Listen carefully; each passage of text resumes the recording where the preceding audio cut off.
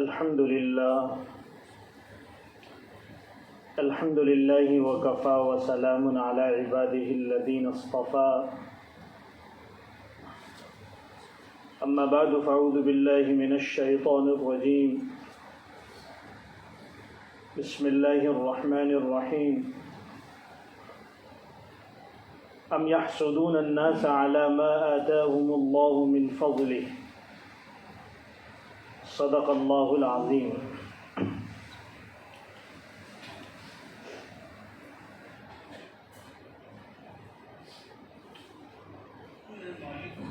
کائنات میں سب سے پہلے حسد کرنے والا ابلیس تھا۔ اللہ تبارک و تعالی نے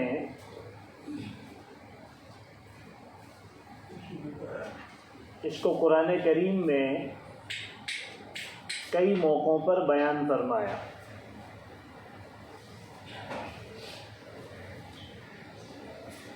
جب اللہ تعالیٰ نے حضرت آدم علی نبینا و علیہ الصلاۃ والسلام کو پیدا کرنے کا ارادہ فرمایا تو اس کا اظہار فرمایا، اس کو بتایا کہ میں آدم کو پیدا کرنے والا ہوں اور اس کو اپنی خلافت دینے والا ہوں، اس کو اپنا خلیفہ بناؤں گا۔ انی جاعلوک للناس خلیفہ۔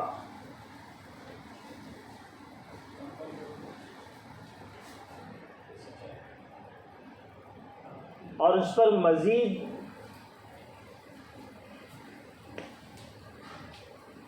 یہ احسان فرمایا، یہ کرم فرمایا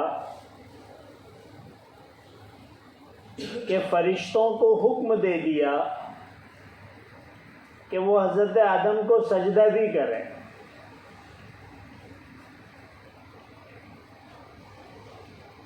اس چیز کو سن کر ابلیس جل بھن گیا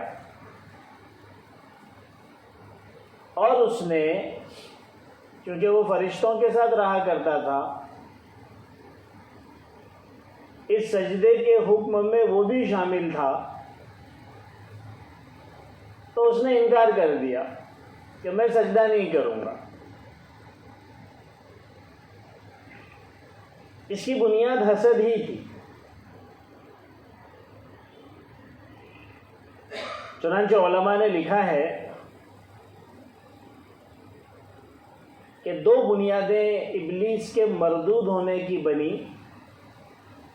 ایک تکبر، دوسرا حسد، کہ اس میں کبر بھی تھا اور حسد بھی تھا۔ اس کا نتیجہ یہ ہوا کہ وہ جنت سے محروم کر دیا گیا اور ہمیشہ ہمیش کے لیے راندہ درگاہ ہو گیا۔ اور یہ کبر اس کی ایسی فطرت میں بسا ہوا ہے اور حسد ایسا اس کی فطرت میں جمع ہوا ہے کہ ساری چیزیں سمجھ میں آنے کے باوجود بھی وہ اپنی اس حرکت سے باز آنے کے لیے تیار نہیں ہے۔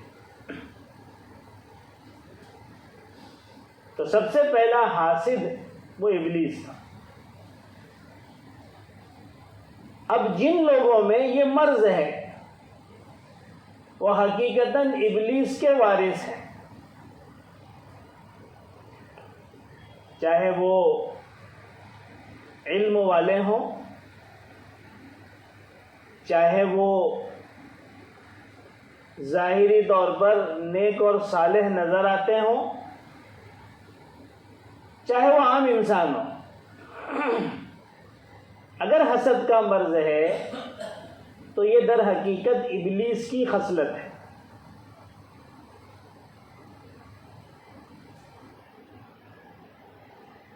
اسی وجہ سے حسد سے سختی سے منع کیا گیا۔ کہ یہ خصلت انسان کو اپنی نیکیوں سے محروم کر دیتی. اللہ کے رسول صلی اللہ علیہ وسلم نے اس کو ایک آگ قرار دیا. ایاکم والحسد، بچو حسد سے، اس لیے کہ حسد یہ ایسی ہی نیکیوں کو کھا جاتی ہے جس طریقے سے آگ سوکھی لکڑی یا سوکھی گھاس کو جلا کر ختم کر دیتی. تو کسی میں کوئی نعمت، کسی مقام اور کسی درجے کو دیکھ کر دل میں کڑھن اور جلن کا پیدا ہونا حسد ہے، اور یہ جذبہ دل میں آ جانا کہ یہ نعمت اس سے چھین جائے، یہ حسد کی اصل بنیاد ہے. ورنہ کسی کی نعمت کو دیکھ کر دل میں یہ خواہش پیدا ہونا کہ اللہ مجھے بھی یہ نعمت دے دے، تیرے خزانے میں کوئی کمی تھوڑی ہے. اگر تو نے اس کو اچھا مکان دیا ہے، اچھی گاڑی بنگلہ دیا ہے، اس کو اتنا صاحب مرتبہ بنایا ہے، اس کو صاحب علم بنایا ہے، صاحب فضل بنایا ہے، اللہ تو نے اس کو دولت دی ہے، اس کو سخی بنایا ہے، اللہ تو نے اس کو خوبصورتی اور صحت دی ہے، جو اللہ کی نعمتیں ہوتی ہیں. اس کے دل میں یہ آتا ہے کہ اللہ تو وہ نعمت مجھے بھی دے دے، مجھے بھی گاڑی دے دے، مجھے بھی گھر دے دے، مجھے بھی بنگلہ دے دے. یہ منع نہیں ہے،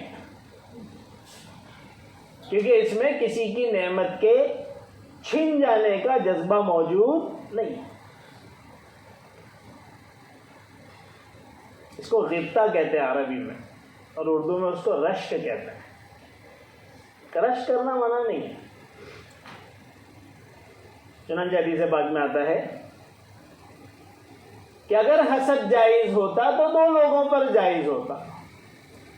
ایک وہ شخص جس کو اللہ تعالیٰ نے دولت دی اور وہ خوب اللہ کے راستے میں دولت کو خرچ کرتا ہے، اور دوسرا وہ شخص جس کو اللہ تبارک و تعالیٰ نے قرآن کریم کے پڑھنے کی ہر وقت توفیق عطا فرمائی کہ جب ملتا ہے وہ قرآن ہی پڑھتا رہتا ہے. اس حدیث میں حسد سے مراد رشک ہے کہ اللہ مجھے بھی دولت ملتی، میں بھی غریبوں کی خوب مدد کرتا، میں بھی غزہ بھیجتا، میں بھی رفح میں بھیجتا، میں بھی ہمارے ملک کے غریبوں میں خوب اپنی دولت کو تقسیم کرتا، ان کی ضرورتوں کو پورا کرتا. اور اللہ تو ایسے عطا کرنے والے ہیں کہ اگر سچی نیت سے یہ فقیر اور یہ غریب بھی یہ نیت کر لے، اللہ اس کی نیت کی برکت سے اس کو وہ سارا اجر و ثواب عطا فرماتے ہیں، حالانکہ اس نے کیا کچھ نہیں. اسی وجہ سے حدیث پاک میں آتا ہے نیت المؤمن خیر من عملہ، مومن کی نیت اس کے عمل سے زیادہ بہتر ہے. ایک آدمی ایک عمل کرتا ہے، اس نے 100 روپے، 50 روپے، 200 روپے، 500، 1000، لاکھ، 5 لاکھ، 1 کروڑ روپے دیا، اللہ کے راستے میں اخلاص کے ساتھ دیا. ظاہر سی بات ہے صدقہ ہے، ثواب ملے گا. اور ایک مومن وہ بیچارہ دے نہیں پا رہا ہے کیونکہ اس کے پاس ہے ہی نہیں، لیکن وہ نیت یہ کرتا ہے کہ میں ساری دنیا کے محتاجوں کو دوں گا اگر میرے پاس مال آئے گا. ظاہر سی بات ہے کہ ساری دنیا کے محتاجوں اور ضرورت مندوں اور اسی طریقے سے مدرسوں اور یتیم خانوں اور دوسری ضرورت کے جگہوں پر دینے کے لیے تو اربوں خربوں چاہیے، حالانکہ اس نے 1 روپیہ بھی دیا نہیں. اللہ تبارک و تعالیٰ اس کی اس نیت کی وجہ سے اس کو اربوں خربوں کا ثواب دے، کیونکہ نیت بڑی ہے. تو کبھی کبھی عمل کے مقابلے میں نیت بڑھ جاتی ہے اور اس کی وجہ سے اس کو زیادہ اجر و ثواب ملتا ہے. اب دیکھیے حسد کے بھی درجے ہیں، حسد بھی سمجھنے کی چیز ہے، ایک مرض ہے. جیسے بیماری الگ الگ اسٹیج کی ہوتی ہے، بھئی یہ فرسٹ اسٹیج پر ہے، یہ سیکنڈ اسٹیج پر ہے، یہ تھرڈ اسٹیج پر ہے، یہ فورتھ اسٹیج پر ہے. اب اس کے بعد اس کا کوئی علاج نہیں ہے سوائے اب آسمانوں میں جانے کے. اسی طریقے سے باطنی بیماریوں کے بھی درجے اور اسٹیجز ہوتے ہیں. حسد کے 3 درجے ہیں. پہلا درجہ یہ ہے کہ آدمی کسی کی نعمت کو دیکھ کر دل میں یہ خیال لائے کہ یہ نعمت مجھے حاصل ہو جائے. اب اگر اس کے پاس رہتے ہوئے حاصل ہو جائے تو بھی ٹھیک، ورنہ اس سے چھن جائے اور مجھے مل جائے. آپ کو حسد کے اندر ایک چیز کامن ملے گی کہ اس سے چھن جائے. جہاں اس سے چھن جانے والا اور وہ محروم ہو جائے، وہ نیت نہ ہو، تو پھر وہ حسد ہی نہیں ہے. حسد کا دوسرا درجہ یہ ہے کہ اس سے نعمت چھن جائے اور مجھے مل جائے. پہلے ہی قدم پر کہ اس سے نعمت چھن جائے اور مجھے مل جائے، یہ حسد کا دوسرا درجہ ہے. اور حسد کا تیسرا اور جو سب سے زیادہ ذلیل اور رذیل اور خطرناک درجہ حسد کا ہے وہ یہ ہے کہ اس سے نعمت چھن جائے. جو صاحب مقام ہے اس سے وہ مقام اور رتبہ چھن جائے، اس کی عزت ختم ہو جائے، چاہے مجھے ملے یا نہ ملے. مجھے میرے ملنے سے کوئی لینا دینا نہیں، وہ اس درجے پہ رہنا نہیں چاہیے، اس کے پاس وہ مقام نہیں رہنا چاہیے، وہ دولت اس سے چھن جانا چاہیے، وہ نعمت اس کے ہاتھوں سے نکل جانا چاہیے، چاہے مجھے ملے یا نہیں. یہ حسد کا سب سے گھٹیا درجہ ہے. حسد تو ہر ایک حرام ہے، لیکن حرام میں بھی فرق ہوتا ہے. تو یہ 3 درجے ہیں حسد کے، جس سے انسان کو اپنے آپ کو بچانا ہے. پہلے درجے سے بھی بچانا ہے، دوسرے درجے سے بھی بچانا ہے، اور تیسرے درجے سے بھی بچانا ہے. اب سوال یہ آتا ہے کہ حسد میں تو ہم سب مبتلا ہیں. کہیں نہ کہیں غیروں کا تو چھوڑو، اپنے والوں کا بھی کچھ نظر پڑ جاتا ہے تو دل میں حسد کی سی کیفیت پیدا ہو جاتی ہے. بہت ہی کچھ خاص بندے ہوں گے جو اس برائی سے بچے ہوئے ہوں گے، ہیں، ایسا نہیں کہ نہیں ہے، اور وہ کیوں ہے وہ بھی میں آپ کو بتاؤں گا. اس لیے کہ حسد پیدا ہوتا ہے 2 وجہ سے. ایک حسد پیدا ہونے کا سبب ہے دنیا کی محبت، کہ دنیا کی محبت یہ انسان کو حسد میں مبتلا کرتی ہے. اس لیے کہ یہ شخص ہمیشہ دولت اور دنیا کی محبت کی وجہ سے اپنے آپ کو ہی اعلیٰ رکھنا چاہتا ہے کہ میں سب سے بلند رہوں، میں سب سے اعلیٰ رہوں، میرا مقام سب سے اونچا رہے. اب اگر اپنی اس نعمت میں دوسرے کو آگے بڑھتے ہوئے دیکھتا ہے تو اس کے اندر حسد پیدا ہو جاتا ہے. اور حسد کی دوسری وجہ ہے بغض اور کینہ، کہ جب انسان کے دل میں کسی کے لیے بغض ہوتا ہے، کسی کے لیے کینہ ہوتا ہے، کسی کے لیے برائی ہوتی ہے، اور جب وہ اس کو کسی چیز میں بڑھتا ہوا دیکھتا ہے، اس پر نعمتیں دیکھتا ہے، تو اس کو حسد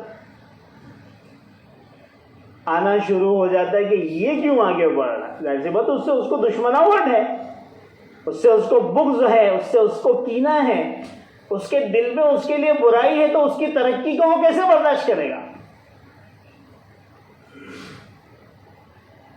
دنیا کی محبت، دولت کی محبت، رتبے اور مقام اور منصب اور عہدے کی محبت، یہ تو بڑی خطرناک چیز ہے. انہی چیزوں نے تو بڑے بڑے فساد برپا کر دیے. بڑے بڑے اختلافات کی وجہ ہی ہے. اور ایسا نہیں ہے کہ یہ صرف دنیا داروں میں ہوتا ہے کہ ان کو قرآن کا علم نہیں ہے, ان کو حدیث کا علم نہیں ہے, یہ دنیا ہی پڑے ہوئے ہیں, آخرت جانتے نہیں ہیں, موت اور موت کے بعد کے زمانے کے حالات سے واقف نہیں ہے. ایسا نہیں کہ صرف انہی لوگوں کو ہوتا ہے, بلکہ ان کو زیادہ ہوتا ہے. چنانچہ حدیث پاک میں آتا ہے کہ حضرت عیسیٰ علی نبینا وعلیہ الصلوۃ والسلام نے ایک مرتبہ شیطان کو دیکھا کہ بہت بڑی گٹری لے کے جا رہا ہے. تو پوچھا کہاں جا رہا ہے اور کیا لے کے جا رہا ہے؟ تو اس نے کہا یہ حسد ہے اور یہ میں علماء میں بانٹنے جا رہا ہوں. کہاں جا رہا ہوں؟ علماء میں بانٹنے جا رہا ہوں.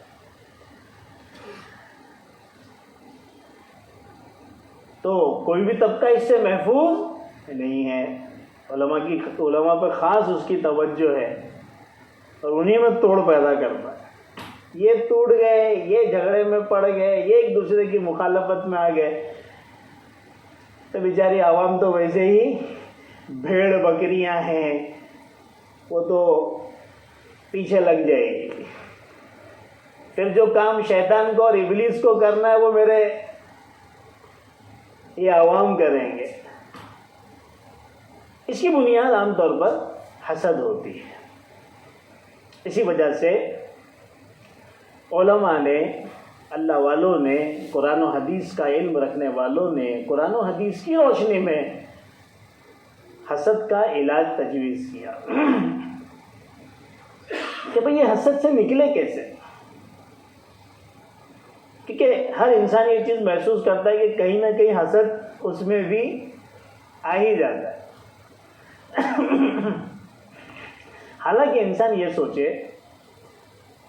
کہ وہ جو حسد کر رہا ہے وہ کس چیز میں کر رہا ہے.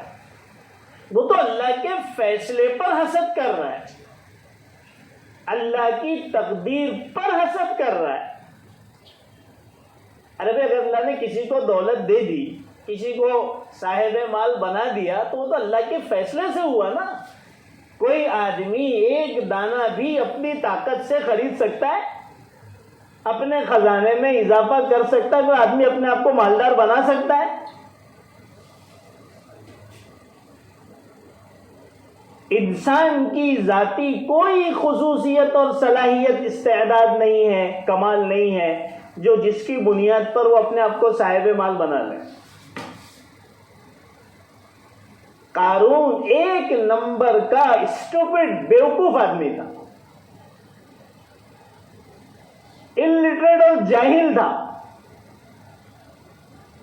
اللہ نے دے دیا, اتنا دے دیا کہ اب قارون دولت کے اندر ایک مثال بن گیا.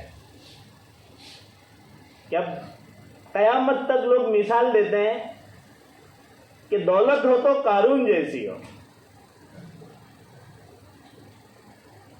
کسی صلاحیت کی وجہ سے نہیں, اللہ نے دے دیا. اسی طریقے سے دوسری نعمتیں بھی اللہ اپنے فضل سے دیتے ہیں. کسی کو اگر علم دیتے ہیں تو اللہ کی عطا سے اس کو علم ملتا ہے. کسی کو اگر عزت, محبت, عظمت لوگوں کے دلوں میں قبولیت دیتے ہیں تو اللہ کی طرف سے وہ چیز ملتی ہے. لوگ اس سے محبت کرنے لگتے ہیں, لوگ اس کو چاہنے لگتے ہیں, وہ تو اللہ کی عطا ہے. اسی طریقے سے صحت لے لیجئے, خوبصورتی لے لیجئے اور منصب اور عہدہ لے لیجئے, اللہ کی طرف سے ملتا ہے. اب اگر ہم کسی کے عہدے سے, کسی کی دولت سے, کسی کی خوبصورتی سے, کسی کے علم سے, کسی کی شہرت سے حسد میں مبتلا ہیں تو اللہ کی فیصلوں اور اللہ کی تقدیر پر ہم حسد کر رہے ہیں. اس کا حق ہے ہمیں؟ اس کا ہمیں کیسے حق ہو سکتا ہے؟ آدمی کو یہ سوچنا چاہیے.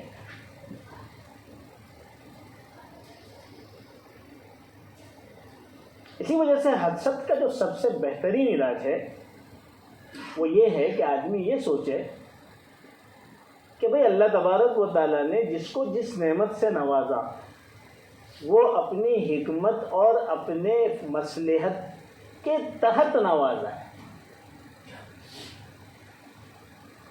کسی کو دولت دے دی، کسی کو مال دے دیا، کسی کو علم دے دیا، کسی کو شہرت دے دی، کسی کو منصب اور عہدہ دے دیا، کسی کو صحت دے دی، کسی کو خوبصورتی دے دی. یہ اللہ تبارک و تعالیٰ کی نعمتیں ہیں جو اس نے اپنے حکمت کے تحت دیا ہے. اس میں کسی کا کوئی دخل نہیں ہے. اور اللہ تبارک و تعالیٰ نے جس کو جو نعمت دی ہے وہ اس کے حق میں بہتر ہے. اگر وہ نعمت کسی اور کو مل جاتی تو ہو سکتا تھا کہ اس نعمت کی وجہ سے وہ بڑی شرارت اور بڑا فتنہ فساد کرتا. اردو میں ایک مثل مشہور ہے، اللہ تعالیٰ گنجے کو ناخون نہ دے. کیا مثل مشہور ہے؟ اللہ تعالیٰ گنجے کو ناخون نہ دے. کیونکہ سر خالی ہے، اب جب وہ کھجائے گا تو سر کو زخمی کر دے گا. اسی طریقے سے اللہ تبارک و تعالیٰ نے اگر ہمیں کسی نعمت سے محروم رکھا ہے تو یقیناً اس کی کوئی حکمت ہے. اگر یہ خوبصورت ہوتا یا یہ خوبصورت ہوتی بہت زیادہ تو پتہ نہیں کتنوں کو فتنے میں مبتلا کر دیے ہوتے. یہ ایک سوچنے کا انداز ہے. اگر اس کے پاس بہت زیادہ دولت ہوتی تو پتہ نہیں اس دولت کے ذریعے سے وہ کیسے کیسے حرکتیں اور کیسی کیسی خدا کی نافرمانیاں کرتا. اچھا ہوا اللہ تعالیٰ نے اس کو دولت مند نہیں بنایا.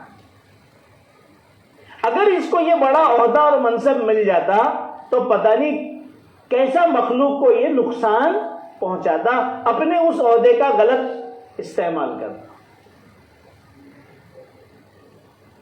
جب انسان اس انداز میں اس چیز کو سوچے گا کہ اللہ نے جو مجھے نعمت دی ہے وہ میرے ہی مطابق ہے، میرے ہی حساب سے ہے، میرے حق میں بہتر ہے، اور اللہ نے جو دوسروں کو نعمت دی ہے وہ ان کے حساب سے ان کے حق میں بہتر ہے. ارے بھائی کوئی آدمی ایسا نہیں ملے گا جس کو اللہ نے کوئی نعمت دی نہ ہو. الحمدللہ بے حساب اللہ کی نعمتیں ہیں. ہاں کسی میں کسی کو فضیلت دے دی اور کسی کو کسی کے اندر کچھ کمی کر دی، کسی میں محروم کر دیا. ایسا کوئی نہیں کہہ سکتا کہ مجھے تو کوئی نعمت ملی ہی. حضرت عمر رضی اللہ تعالیٰ عنہ ایک مرتبہ اپنے ساتھیوں کے ساتھ تشریف لے جا رہے تھے. ایک آدمی کو دیکھا ہاتھ سے لولا، پیروں سے لنگڑا، بالکل معذور پڑا ہوا ہے. حضرت عمر نے اپنے ساتھیوں سے پوچھا کہ بھئی کیا رائے ہے آپ لوگوں کی اس شخص کے بارے میں، کیا اس پر بھی اللہ کی کوئی نعمت ہے؟ تو اس کی حالت کو دیکھ کر ان حضرات نے کہا کہ بھئی ہمیں تو اس میں کوئی نعمت نظر آتی نہیں، یہ تو بیچارہ بالکل نعمت سے محروم دکھ رہا ہے. حضرت عمر نے فرمایا اس پہ تو اللہ کی بہت ساری نعمتیں ہیں. یہ اپنے ناک سے سانس لے رہا ہے اور وقت پر پیشاب اور پاخانہ کر رہا ہے، یہ کیا اللہ کی بڑی نعمت نہیں ہے؟ سوچنے کا الگ انداز ہوتا ہے. جن لوگوں کے پیشاب اور پاخانے بند ہو جاتے ہیں اور پھر ان کو جو دوڑا کے ہاسپٹل میں لے کے جایا جاتا ہے اور پھر پورے آلات لگا کر ان کے پیشاب اور پاخانوں کو نکالنے کے لیے پتہ نہیں کیسی کیسی تدبیریں اختیار کی جاتی ہے، تب جا کر پتہ چلتا ہے کہ بھئی پیشاب اور پاخانہ وقت پر آسانی کے ساتھ نکل جانا یہ اللہ کی کتنی بڑی نعمت ہے. اسی وجہ سے تو ایک مرتبہ بہلول نے ہارون رشید سے کہا تھا کہ تیری سلطنت کی کیا قیمت ہے، اتنا بڑا آدھی دنیا کے اوپر حکومت کر رہا ہے. ظاہر سی بات ہے بہت بڑے خلیفہ گزرے ہیں حضرت ہارون رشید رحمۃ اللہ علیہ. تو حضرت بہلول نے اس پوری سلطنت کی قیمت سمجھائی ہارون رشید کو. کہا کہ میں ایک گلاس پانی دوں اور تو وہ پانی تجھے پیاس لگے اور پانی نہ ملے اور میں تجھے ایک گلاس پانی دوں، تو کیا اس کی قیمت دے گا؟ تو کہا میں آدھی سلطنت دے دوں گا. کہ بھئی پانی پیوں گا تو جان بچے گی، جان بچانے کے لیے آدھی سلطنت جاتی تو جانے دو. تو کہا کہ ٹھیک ہے میں آدھی سلطنت میں پانی کا ایک گلاس دیتا ہوں. اب یہ پانی اندر جانے کے بعد نہ نکلے تو اس نکالنے کے لیے کیا دوں گے؟ تو کہا آدھی سلطنت دوں گا. بولے تیرے سلطنت کی قیمت ایک گلاس پانی سے زیادہ نہیں ہے. اب آپ سوچئے کہ اللہ تبارک و تعالیٰ نے ہمیں کتنی نعمتوں سے نوازا ہے اور وہ ایک ایک نعمتیں ایسی ہے جو ایسی بڑی بڑی سلطنتوں سے زیادہ قیمتی ہے. جب انسان اس چیز کا احساس کرتا ہے کہ بھئی میں تو ویسے ہی اربوں خربوں پتی ہوں اپنی جسم اور اپنی سلطنت میں ہی، میں کیوں کسی کے اوپر حسد کروں؟ اللہ کی نعمتوں کا استحضار کرنے سے آدمی کو حسد کی بیماری سے نجات ملتی ہے. اور پھر ہم کیوں اپنے دشمن کو فائدہ پہنچائے؟ کیونکہ جو حسد کرتا ہے وہ حسد کر کے ہم کو نیکیاں دیتا ہے، تو ہم کیوں حسد کر کے اپنی نیکیاں بانٹیں؟ کیونکہ حدیث پاک سے جو مفہوم نکلتا ہے کہ جب بندہ حسد کرتا ہے تو حسد کرنے کی وجہ سے اپنی نیکیاں سامنے والے کو گفٹ کرتا ہے.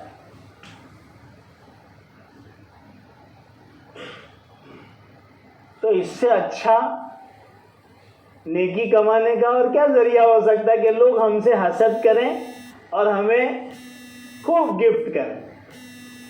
ایک بزرگ تھے، ان کو کسی نے جا کے کہا کہ حضرت فلاں آپ کی بہت برائی کرتا ہے، بہت برا بھلا کہتا ہے. تو حضرت نے ایک بڑا تحفہ تیار کر کے کہا اس کو دو، جا کے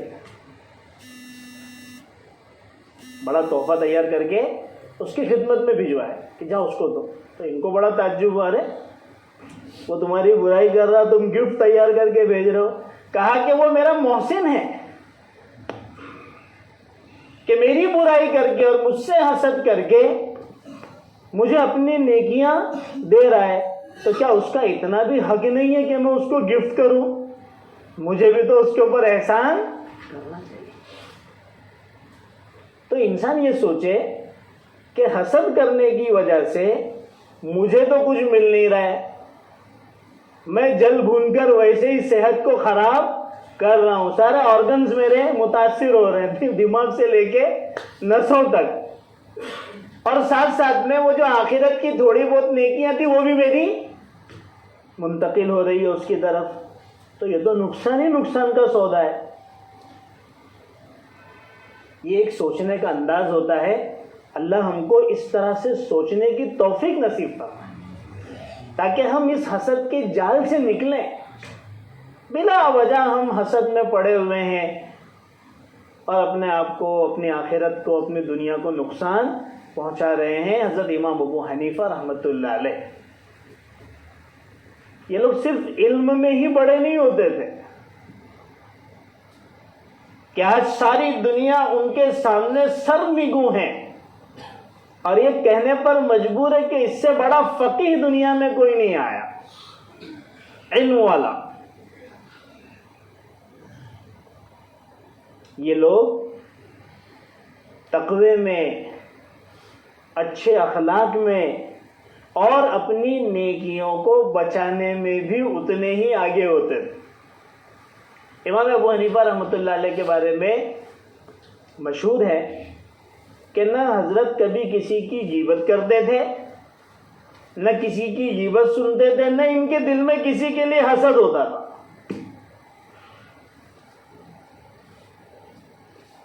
یہ وہی شخص کرے گا جس کو اپنی نیکی کی بچانے کی فکر ہوگی۔ انہی کے زمانے میں ایک بہت بڑے بزرگ حضرت سفیان ثوری رحمۃ اللہ علیہ، جو کبار تابعین میں شمار ہوتا ہے، حضرات صحابہ کے جو شاگرد ہوئے انہیں تابعین کہتے ہیں، یہ بڑے تابعین کے اندر ان کا شمار ہوتا ہے۔ حضرت سفیان ثوری رحمۃ اللہ علیہ کے پاس جا کر کسی نے حضرت امام ابو حنیفہ کے بارے میں پوچھا کہ آپ کی ان کے بارے میں کیا رائے ہے؟ تو حضرت سفیان ثوری نے فرمایا کہ وہ بہت بخیل آدمی ہے، وہ بہت بخیل آدمی ہے۔ تو اس نے کہا کہ نہیں، ہم نے تو دیکھا کہ حضرت تو بہت سخی ہیں۔ حضرت امام ابو حنیفہ کو اللہ نے دولت سے بھی بہت نوازا تھا، بڑے تاجر تھے اور اللہ کے راستے میں بہت خرچ کیا کرتے تھے غریبوں پر وغیرہ وغیرہ۔ تو اس شخص نے کہا کہ حضرت آپ ان کو بخیل کہہ رہے ہیں، وہ تو بہت سخی ہیں۔ تو حضرت سفیان ثوری رحمۃ اللہ علیہ نے فرمایا وہ اپنی نیکیاں دینے میں بہت بخیل ہیں، نہ وہ کبھی کسی کی غیبت کرتے ہیں، نہ ان کی مجلس میں کوئی کسی کی غیبت کر سکتا ہے، نہ وہ کسی سے حسد کرتے ہیں۔ ان سے حسد کرنے والے اور ان کی برائی کرنے والے بہت ہیں۔ اچھا، اس زمانے سے لے کر آج تک، کیونکہ ہم اس لائن کے لوگ ہیں نا، تو ہمیں پتہ ہے کہ امام ابو حنیفہ سے حسد کرنے والے کتنے ہیں۔ اب ظاہر سی بات ہے، جو بھی برائی کرے گا، جو بھی غیبت کرے گا، جو بھی حسد کرے گا، ان کا لاٹ کے اندر پیکٹ بن بن کر ان کے نام اعمال کے اندر نیکیاں ٹرانسفر ہوگی۔ تو بہرحال میں یہ کہنا چاہ رہا تھا کہ حسد سے اپنے آپ کو بچانے کی بہت ضرورت ہے۔ حسد ہی کی وجہ سے آپس میں بڑے بڑے اختلافات ہو جاتے ہیں، حسد ہی کی وجہ سے نیک لوگوں کے اندر دشمناوٹ پیدا ہو جاتی ہے، پھر ایک دوسرے کی بھلائی سننے کے لیے، اچھائی سننے کے لیے کوئی تیار نہیں ہوتا، یہاں تک کہ ایک دوسرے کو دیکھنا بھی پسند نہیں کرتا۔ ہر چیز پر پھر اعتراضات ہوتے ہیں، اشکالات ہوتے ہیں، بلکہ لوگ اپنی زندگی کا مقصد ہی، اپنی زندگی کا ایک کام ہی بنا لیتے ہیں کہ بھئی اب ان کے پیچھے لگے رہنا اور ان کی برائیاں تلاش کرنا ہے، ان کی کمیوں کو تلاش کرنا ہے، صحیح طریقے سے ہو یا غلط طریقے سے ہو، اور اس کو لوگوں میں پھیلانا ہے۔ اب اس کے ذریعے سے جس کے ساتھ حسد کی جا رہی ہے اس کا کوئی نقصان ہونے والا نہیں ہے، بلکہ اس کو تو کیا ہوگا، فائدہ ہی ہوگا۔ اسی وجہ سے اللہ کے رسول نے فرمایا کن محسودا ولا تکن حاسدا، کن محسودا ولا تکن حاسدا، ایسے بنو کہ لوگ تم سے حسد کریں۔ ظاہر سی بات ہے، عام چلتے پھرتے گرے پڑے سے تو کوئی حسد کرے گا نہیں، اس کے لیے آپ کو ایسی شخصیت بننی پڑے گی۔ تو کیا فرمایا اللہ کے رسول نے، کن محسودا، بننا ہے تو ایسا بنو کہ لوگ تم سے حسد کریں، ولا تکن حاسدا، حسد کرنے والا حاسد مت بننا، کیونکہ اس میں نقصان ہی نقصان ہے اور محسود بننے میں فائدہ ہی فائدہ ہے۔ بہرحال اللہ تبارک و تعالی ہم سب کو حسد کی بیماری سے محفوظ رکھے۔ وآخر دعوانا الحمدللہ رب العالمین۔